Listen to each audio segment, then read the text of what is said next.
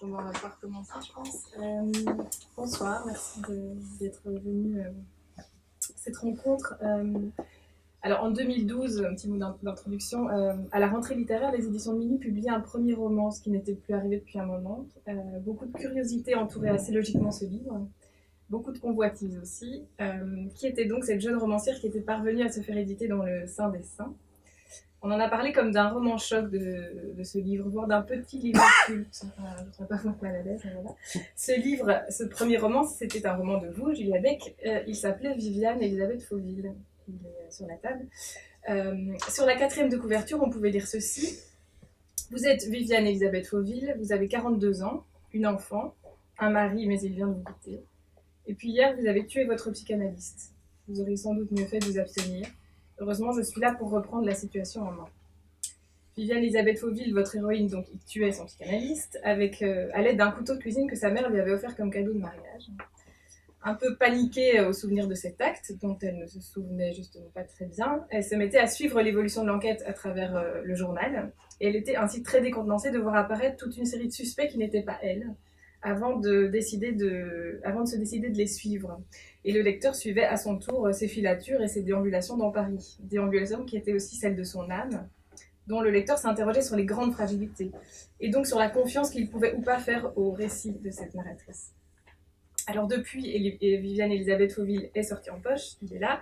Il a été relativement rapidement suivi par 2 autres, toujours édités chez Minuit. D'abord Le Triangle d'hiver, en 2014, un livre dans lequel une femme un peu perdue décidait d'emprunter l'identité d'une héroïne de cinéma, la Bérénice Beaurivage, donc jouée par Ariel Dombal, dans un film d'Éric Rohmer, avant de tomber amoureuse d'un inspecteur des navires et de le suivre du Havre à Marseille, puis Paris. À ce personnage romérien, elle ne piquait pas seulement son patronyme, mais aussi sa fonction, puisque dans le film de Rohmer, Bérénice Beaurivage est romancière, posture que votre personnage épousait jusqu'à être démasquée, logiquement. Vous avez publié à la rentrée littéraire un 3e livre qui s'appelle Sigma. Et cette fois, le livre raconte comment une vaste organisation secrète et mondiale tente de neutraliser l'effet potentiellement perturbateur d'un tableau perdu, qui menace en fait de refaire surface. La toile hautement subversive, d'après les dires de l'organisation, est signée Konrad Kessler, maître de la peinture allemande, ou bien suisse, ce n'est pas tout à fait clair. L'organisation secrète va donc dépêcher des agents auprès de 4 protagonistes, qu'on appelle les cibles, le vice-président d'une banque, une galeriste, une actrice en vue et un savant, qui n'est autre que le mari de cette galeriste. C'est un peu compliqué au départ, alors vous décidez de mettre en début de roman une annexe avec les noms et les fonctions de chacun des personnages, ce qui facilite beaucoup la tâche du lecteur, appelé à devenir lui aussi une sorte de super agent, se faufilant dans les rapports très secrets des missions des uns et des autres.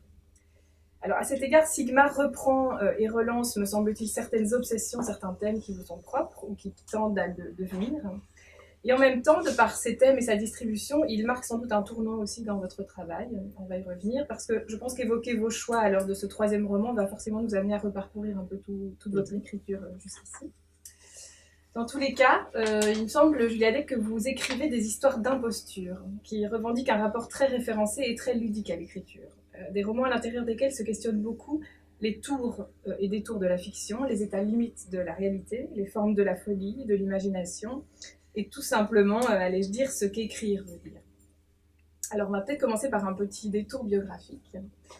Vous êtes né en 1974 à Paris d'un père français artiste plasticien et d'une mère britannique, traductrice.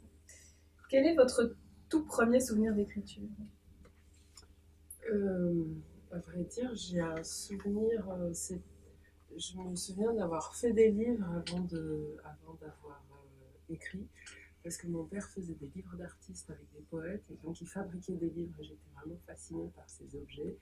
Et j'ai décidé, mais vraiment très tôt, vers 5 ans sans doute, que j'allais faire mes propres livres, donc je fabriquais des livres, et puis après je les dictais à ma mère. Donc c'est mon souvenir le plus ancien.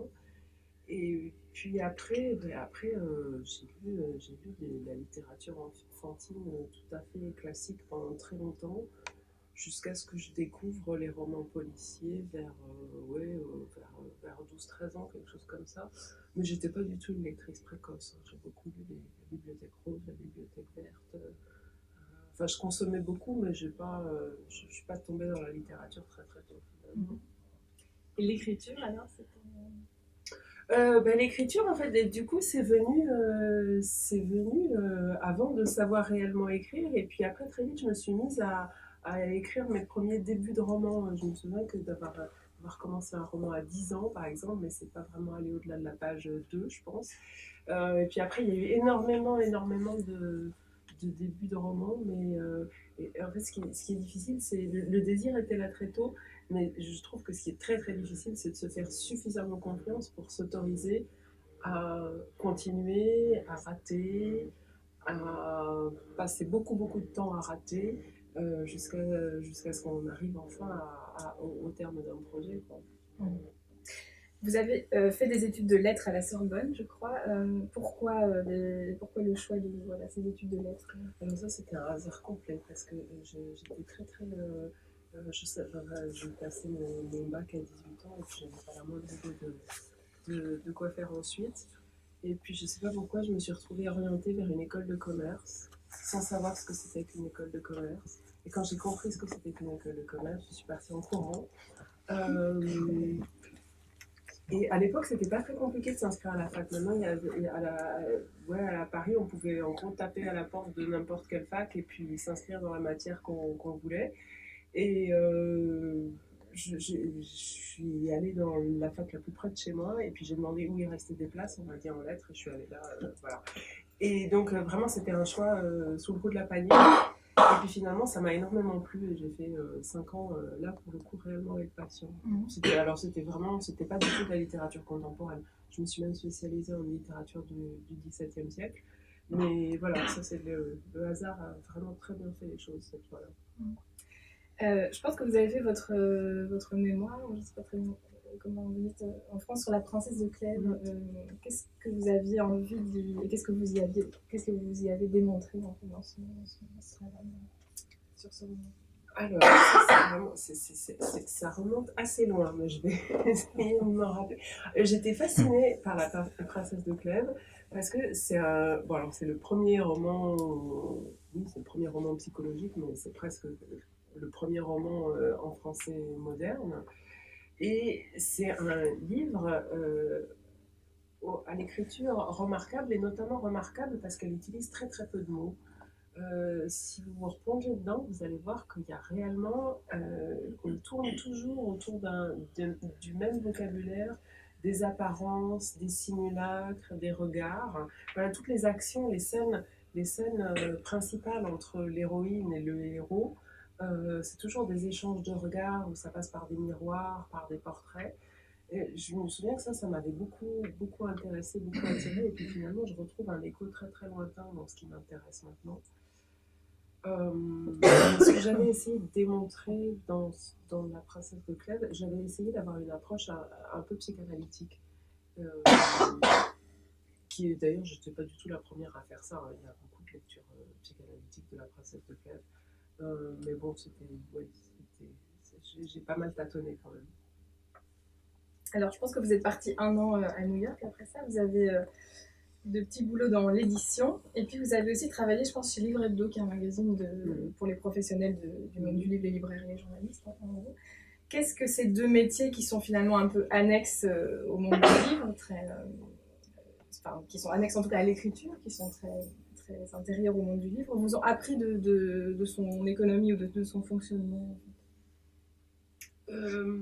C'est vrai que comme je voulais publier depuis très très longtemps, j'ai cherché des boulots qui étaient en lien avec le livre, l'économie du livre, parce que je voulais savoir comment ça fonctionnait. Ça m'intéressait de savoir comment ça fonctionnait. J'étais intéressée de savoir comment on achetait des droits à l'étranger, comment on choisissait un manuscrit, comment on traduisait un livre, et puis bon, comment sont structurées les maisons d'édition. Tout ça m'intéressait beaucoup, mais finalement, c'est clairement pas là où j'ai appris à écrire. Enfin, j'étais un petit peu en lien avec le monde du livre toujours, mais quoi que de manière assez détournée, parce que j'ai fait aussi beaucoup de boulot qui n'avait rien à voir. Mais peut-être que justement ça me permettait de maintenir le lien avec ce qui m'intéressait alors que je faisais des boulots très très différents. Et cela dit, l'apprentissage de l'écriture, ça s'est fait très loin de là et de manière très très solitaire. Parce que je pense que vous avez aussi travaillé comme chargé de communication dans une grande entreprise, et je me demandais justement de ces différentes expériences professionnelles, laquelle aurait été selon vous la plus déterminante pour le passage à l'écriture? C'est-à-dire, est-ce que, vous venez un peu d'y répondre, mais est-ce qu'on apprend davantage à devenir écrivain en travaillant dans le livre, ou au contraire en allant chercher ça dans un monde qui lui est complètement étranger? Je pense réellement en allant chercher dans un monde qui lui est complètement étranger. Oui, j'ai travaillé plusieurs années dans la communication, dans des agences de communication qui travaillaient pour des grands groupes. Et je ne peux pas vraiment dire que j'ai aimé ces emplois, mais j'ai énormément appris. Ça m'intéressait vraiment de savoir comment fonctionnaient les grandes entreprises, comment elles orientaient leur communication, comment elles se structuraient, de voir je suis très intéressée par les rapports au travail, et là, évidemment, c'était un poste d'observation génial. Ça m'a donné, je pense, beaucoup de matériel que j'ai détourné parce que j'aime pas prendre des scènes réelles pour les mettre dans la fiction. Mais c'était une expérience, oui, finalement, je pense que c'était une expérience très riche pour l'écriture, alors que au quotidien, j'avais quand même l'impression de souffrir pas mal. Mais c'était pas si mauvais que ça. Alors j'aimerais qu'on se penche un peu sur l'histoire de votre histoire de publication, puisque si la littérature française est, je pense, plus intimidante qu'une autre, les éditions de Minuit sont sans doute l'une des maisons les plus intimidantes qui soit dans la littérature la plus intimidante qu'il y a. C'est quand même une maison d'édition assez austère, très sélective, certains diront élitiste, un catalogue prestigieux qui compte Marguerite Duras, Anna Roque-Griès, Samuel Beckett, Nathalie Sarraute, Gilles Deleuze, Bourdieu. Et Jean Echenoz, qui est quand même aujourd'hui l'un des auteurs assez révérés de la maison, a un jour expliqué pourquoi il n'avait pas osé leur envoyer son premier manuscrit. Il disait ceci: maison trop sérieuse, trop austère et rigoureuse, essence de la vertu littéraire, trop bien pour moi. Pourquoi est-ce que c'est un catalogue dans lequel vous aviez envie ou dans lequel vous vous êtes reconnu au point d'envoyer votre manuscrit? Reconnu, il ne faut pas exagérer, mais au niveau affinité de lectrice, peut-être avant tout. Eh bien, comme on l'évoquait tout à l'heure, j'ai fait des études de littérature très classiques. Donc, à la Sorbonne, la littérature, ça s'arrête en... Ouais, enfin, bon, ça fait quelques années quand même que j'ai fait mes études, mais oui, ça s'arrêtait à l'époque, la littérature, à 1920, quelque chose comme ça. Donc, j'avais pas la moindre idée de ce qui se faisait maintenant, ou alors j'avais lu des trucs, mais un peu par hasard, et quand on... Oui, enfin, j'étais pas très séduite.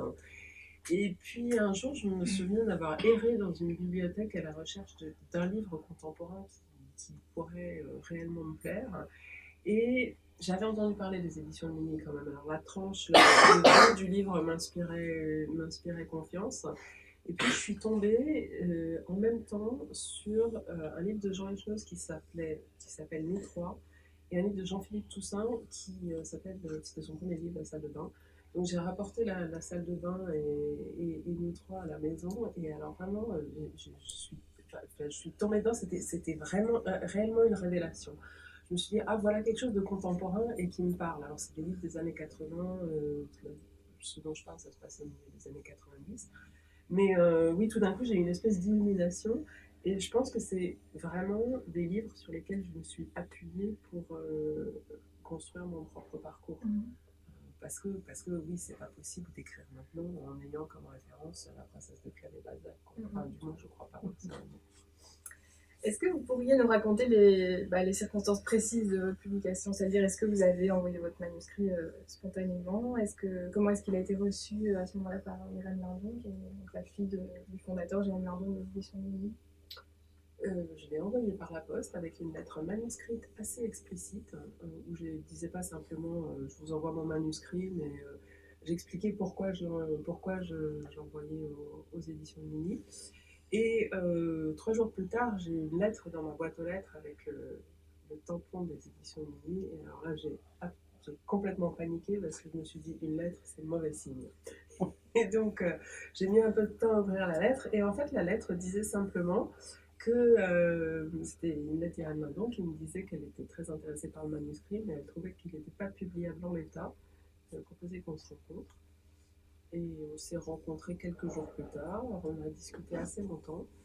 Et puis après, elle m'a fait aucune... Elle m'a fait un retour assez précis sur mon texte, mais elle m'a pas du tout, elle m'a pas dit quoi faire.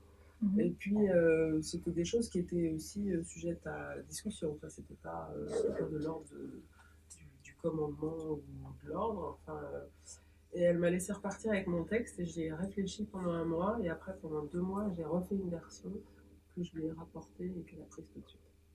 Qu'est-ce qu'elle vous aurait...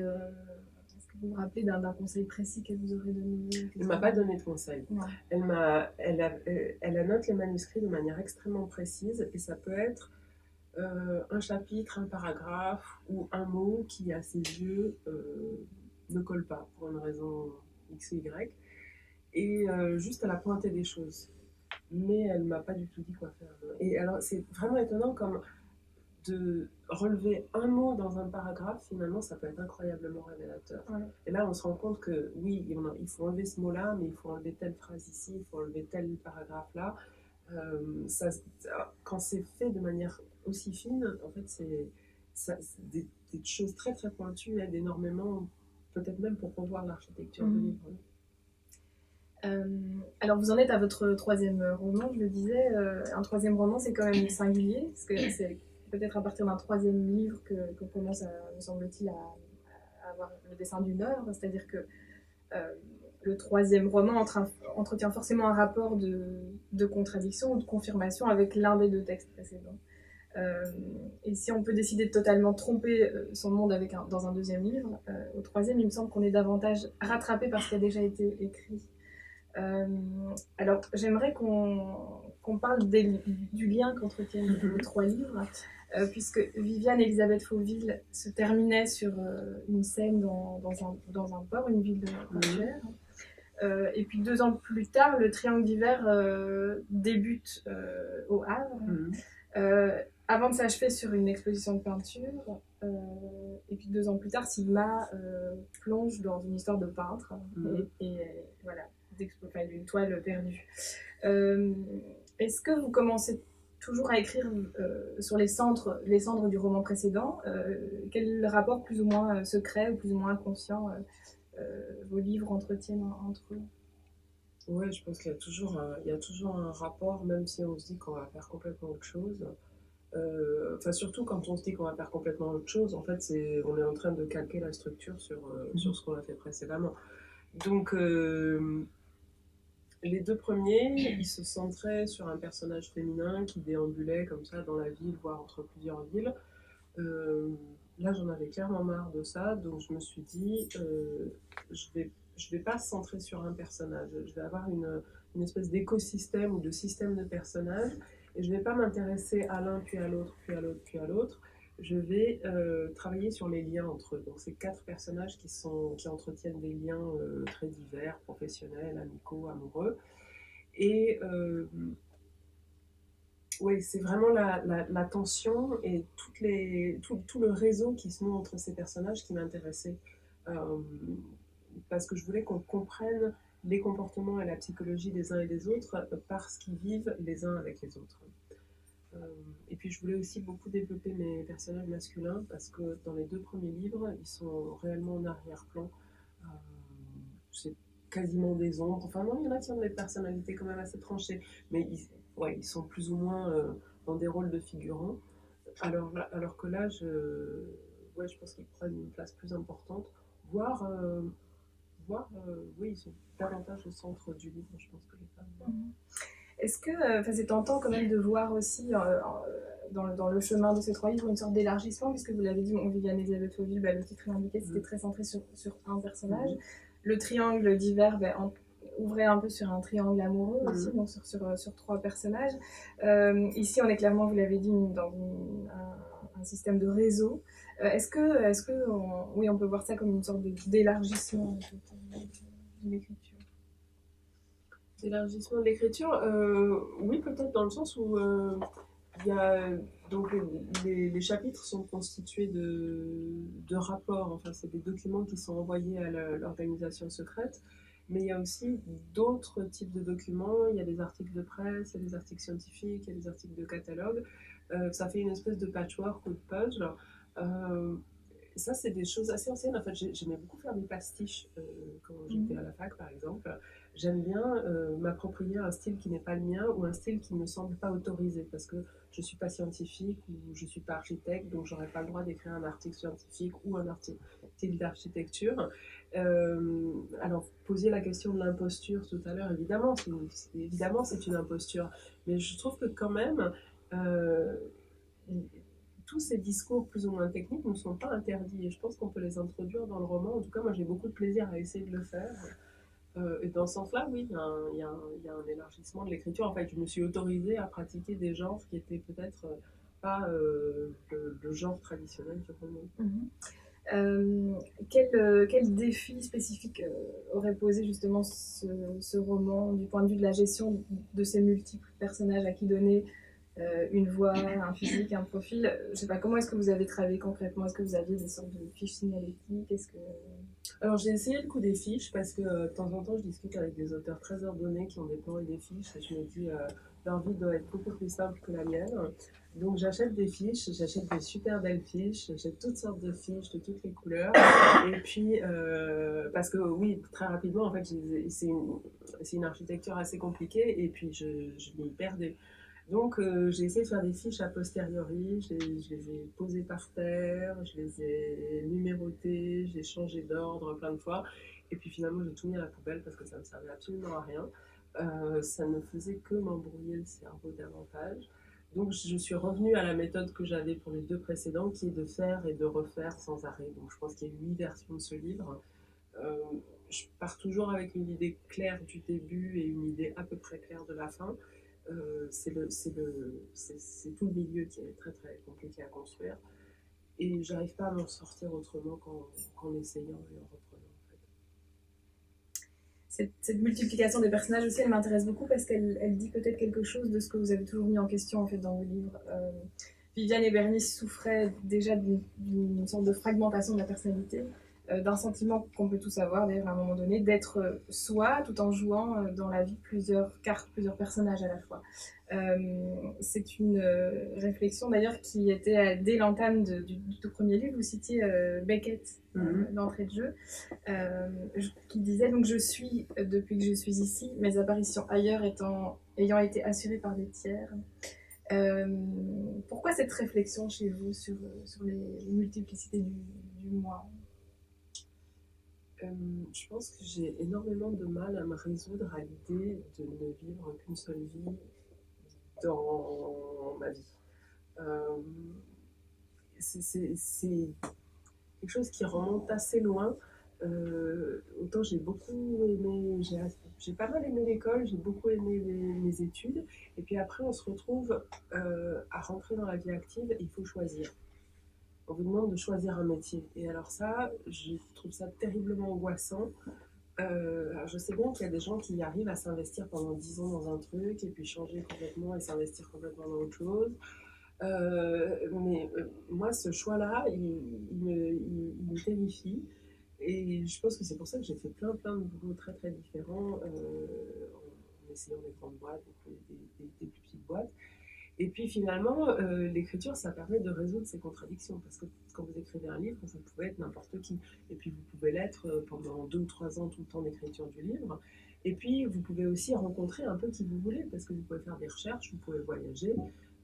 Si vous voulez, bon, j'exagère un peu, mais c'est tout à fait possible d'aller vers vous pouvez faire des enquêtes, des reportages, vous pouvez aller rencontrer des tas de gens parce que vous avez besoin de documentation, et ça, je trouve ça passionnant. Mais du coup, j'ai fait le rapprochement avec votre question assez récemment, parce que c'est vrai que tous les personnages, ils tournent beaucoup autour de l'idée de l'imposture ou du questionnement ou de je suis un tel, mais est-ce que je pourrais aussi être une telle. Je pense qu'il reste finalement un noyau central, mais c'est aussi la possibilité de maintenir tout le possible. Puis je me disais, enfin je lisais cette phrase de Beckett, je me disais ça pourrait presque être une définition de l'écriture en fait. Oui. Oui. Alors il y a quand même aussi un questionnement dans vos livres qui parce que vos intrigues, me semble-t-il, tournent beaucoup autour de l'idée d'échapper à la réalité. Enfin, on en va parler d'une certaine manière. on devine beaucoup, on l'attend même en tant que lecteur, ce moment où vos personnages vont être rattrapés par la réalité. J'avais envie de vous demander, c'est une vaste question, mais c'est quoi pour vous la fiction? Ah oui, ça c'est vaste quand même.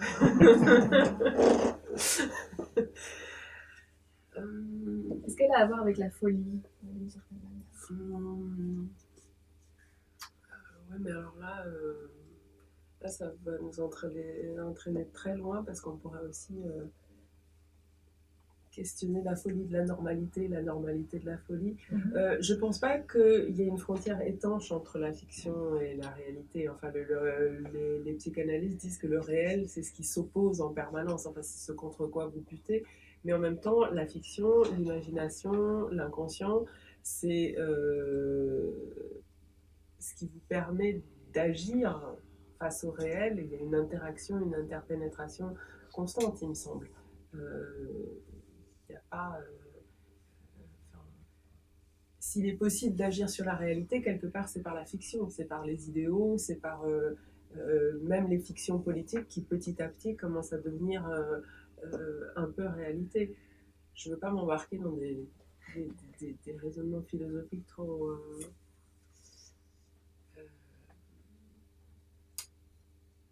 oui, trop éloignés, parce que finalement, l'écriture, c'est un processus très très matériel et très sensoriel, très charnel.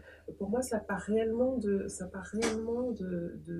l'incarnation des personnages. C'est pour ça aussi que je ne peux pas développer un livre à partir d'un plan, c'est que j'ai besoin de connaître les personnages, j'ai besoin qu'ils soient suffisamment incarnés, et ça part réellement de choses vraiment très concrètes, en tout cas dans ma tête, et de là, on finit par développer une fiction qui peut-être peut agir sur la réalité. Donc c'est vraiment une action microscopique finalement. Je pensais à ça aussi parce qu'il y a un de vos personnages qui est donc actrice dans Sigma, donc qui s'appelle Paula Stalker, et à un moment donné, elle a ce questionnement, sa sœur dit en fait, mais elle a toujours plus cru à l'art qu'à la vie. Est-ce que ça a déjà été votre cas aussi?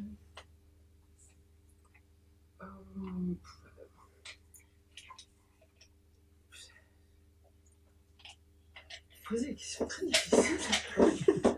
Non, mais c'est une bonne question.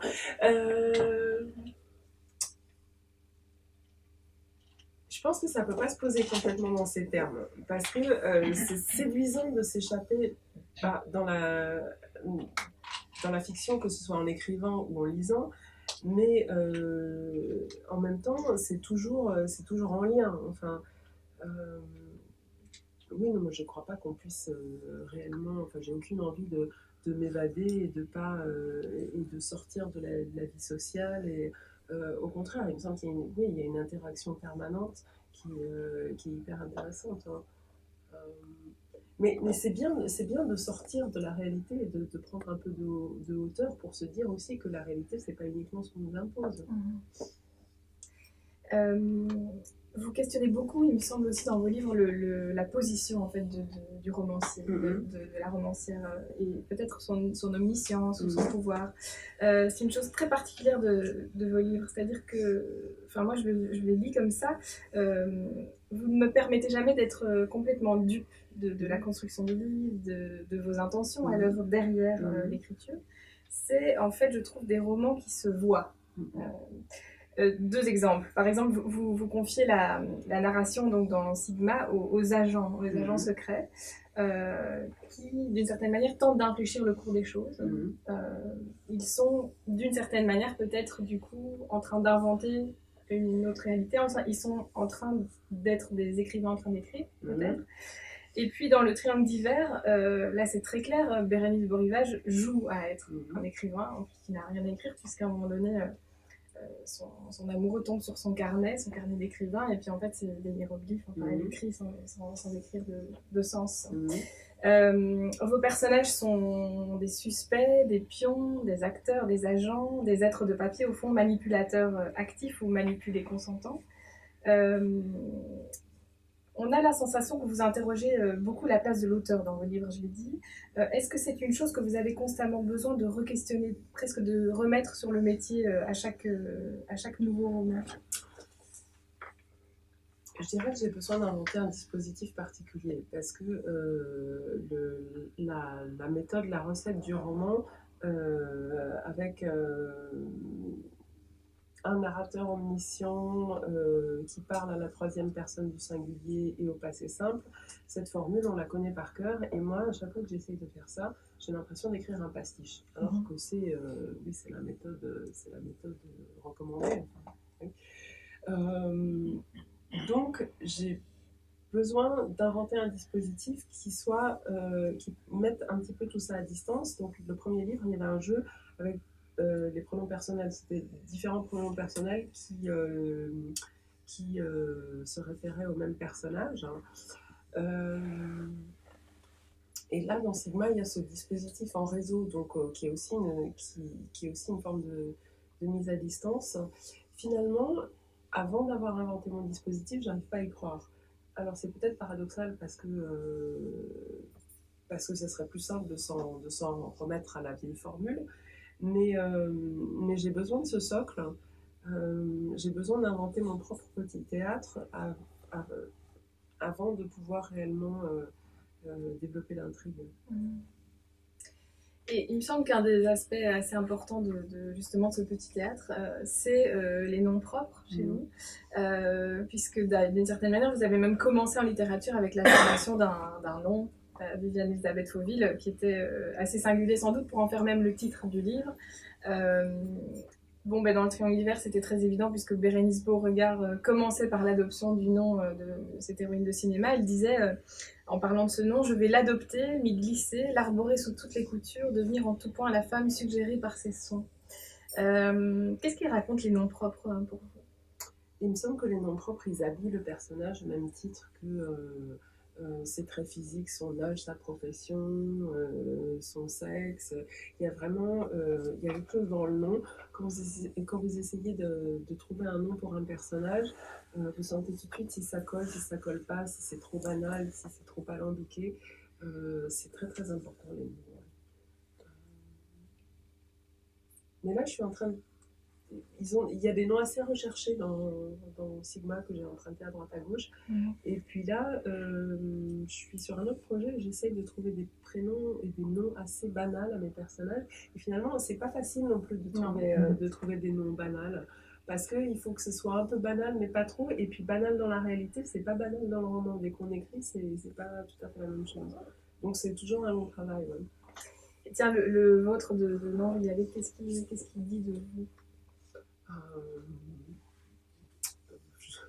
Je sais pas, c'est mon nom, il